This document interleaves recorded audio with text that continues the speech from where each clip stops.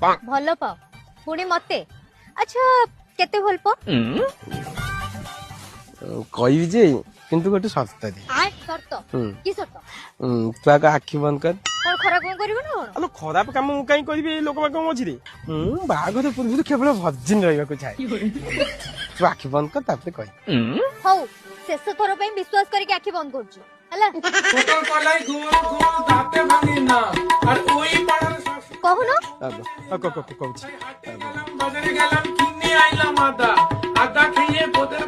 ସତ କହିବାକୁ ଗଲେ ମୁଁ ଯେବେ ବି କୋଉ ଝିଅକୁ ଦେଖିବା ପାଇଁ ଚେଷ୍ଟା କରେ କାହିଁ କେଜାଣି ମୋ ଆଖି ଆଗରେ ସବୁବେଳେ ତୋର ସେଇ ଦିଟା ଆମ୍ବ ଚାଲି ଆସେ। କଣ ଆଖି ଦିଟା ଚାଲି ଆସେ। ହଁ ତାପରେ ତାପରେ ତୁ ଆଖି ବୁଝୁନୁ। ବୁଝିଲି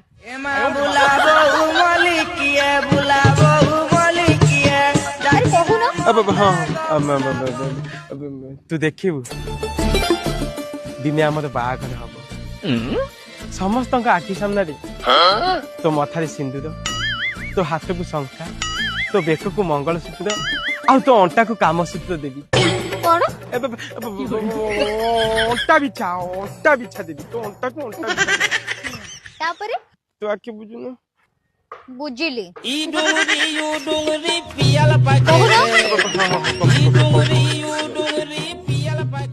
ଦେଖିବୁ ଦିନ ଆସିବ ତତେ ମୁଁ ସମସ୍ତଙ୍କଠୁ ଦୂରକୁ ନେଇଯିବି ଆଉ ସମସ୍ତଙ୍କଠୁ ଦୂରକୁ ନେଇକି ତତେ ମୋ ପାଖାପାଖି ରଖିବି ଆଉ ପାଖାପାଖି ରଖିକି ନିତି ତୋର ଛାଇଆ ଖୋଲିକି ରହିବି।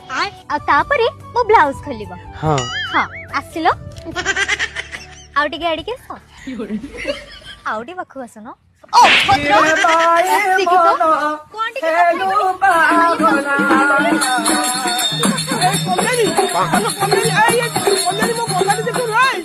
ହାଲୋ ସେଇଟା ଛାଇଆ ନୁହଁ ତ ଛାଇ ହେଇ ରହିବି ଛାଇଥିଲା ସେଇଟା ତା ଭାଇ ପଟି ଆଇଥିଲା